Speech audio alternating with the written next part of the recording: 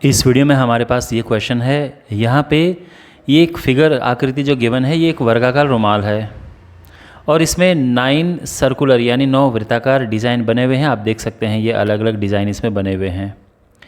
तो हमें शेष भाग का क्षेत्रफल ज्ञात करना है, यानी डिज़ाइन के अलावा जो शेष भाग बच रहा है, जैसे ये बचा हुआ भाग है ना, तो हमें इसका क्षेत्रफल ज्ञात करना है। तो देखो सीधी सी बात ये है कि इस रुमाल के क्षेत्रफल में से हम जो ये डिज़ाइन बने हैं इनका क्षेत्रफल माइनस कर देंगे और बचे हुए भाग का क्षेत्रफल आ जाएगा।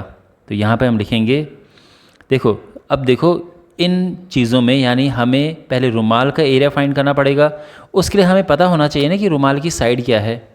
इसके बाद एक सर्कल का एरिया फाइंड करना पड़ेगा, वो एकदम आसान है क्योंकि त्रिज्या दी हुई है। तो सबसे पहले बात करते हैं रुमाल की भुजा की, क्योंकि हमें उसका क्षेत्रफल ज्ञात करना है। तो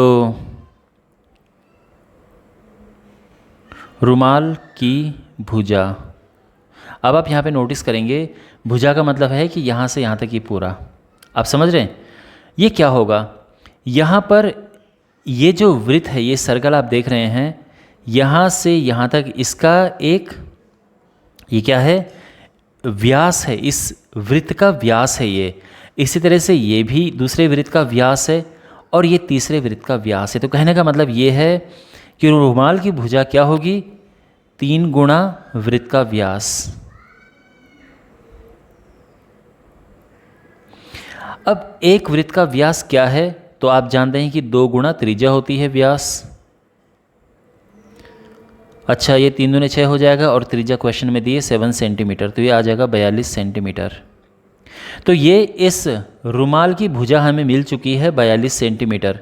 तो इसीलिए रुमाल का क्षेत्रफल क्या होगा, अब रुमाल क्योंकि वर्गाकार है तो इसका क्षेत्रफल होगा 42 गुणा 42, ठीक है ना। दोनों भुजाएं 42 42 हैं और ये गुणा करके आएगा 2 दूने 4, 4 दूने 8 दूने 16 के 6 हासिल 1, 4 1 16 17, 1764 सेंटीमीटर स्क्वायर।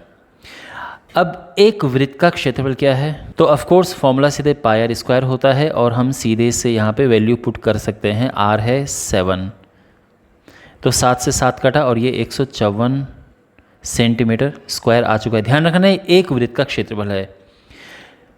तो यहाँ पे तो 9 वृत्त बने हैं, तो 9 वृत्तों का क्षेत्रफल क्या होगा, तो ये हो जाएगा, इसमें 9 का मल्टीप्लाई कर देंगे, 9 गुणा 154, 9 चौके 36 का 6 हासिल 3, 9 पचे 45 48, 9 13 सेंटीमीटर स्क्वायर।